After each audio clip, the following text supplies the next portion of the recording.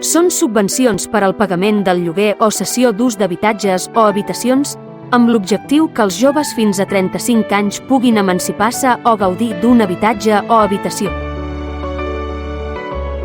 Important: són pocs dies, des del 23 de març de 2023 fins al 5 d'abril de 2023.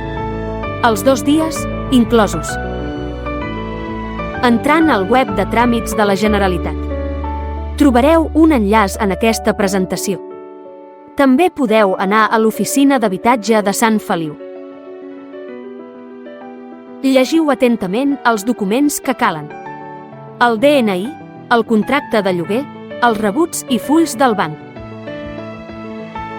Els imports màxims són 650 euros del lloguer mensual, 350 si és una habitació. I per altres modalitats, com famílies nombroses, monoparentals o altres tipus, el màxim és de 900 euros, a Catalunya.